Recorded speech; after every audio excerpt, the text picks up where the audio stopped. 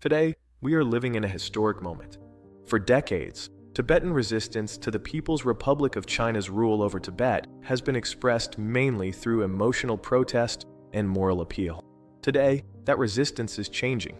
It is increasingly grounded in rational historical truth, nonviolence, and lawful action. I would like to briefly share my conclusion based on two key premises. First, although Tibet has long been occupied and colonized, Tibetans have consistently chosen nonviolence. Legal means, international law, historical evidence, and moral legitimacy are the only tools available to us to defend Tibetan rights and interests. Second, the PRC has not fulfilled its commitments under international human rights covenants, particularly the right to self-determination. This is not just a problem of contemporary China, it is part of our historical fate.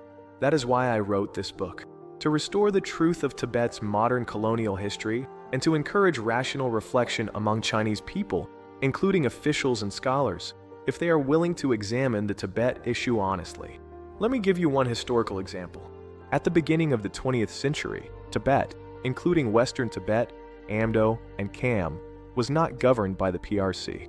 At that time, the China itself was divided, facing what was known as one China with three governments, as well as the Chinese Soviet Republic.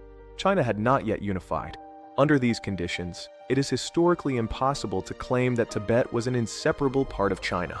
In 1950, the People's Republic of China invaded Tibet, not for national unity, but as part of an international communist strategy. Chairman Mao stated clearly in a telegram from Moscow in the 2nd of January, 1950 that Tibet's global strategic position required occupation and transformation into a people's democratic Tibet, which was the deception of communism.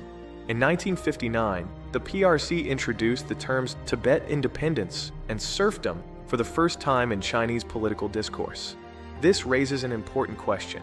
If Tibet was truly a serf society, why were these claims not made between 1951 and 1959? That same year, His Holiness the 14th Dalai Lama appealed to the United Nations, stating clearly that Tibet was a sovereign state when Chinese troops entered in 1950, and that China had exercised no authority in Tibet since 1912. This shows that the PRC's concept of Tibet independence is misleading. Tibetans were not demanding independence. They were seeking the restoration of their state. When the Tibetan government did not participate in the Lhasa uprising, was it lawful for the PRC to announce that it would replace that government? What was being covered up? The answers are documented in my books.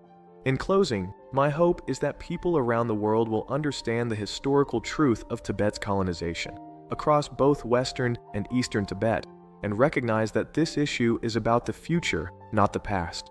There is one important development worth noting. The PRC signed international human rights covenants in 1997 and 1998, formally recognizing the right to self-determination.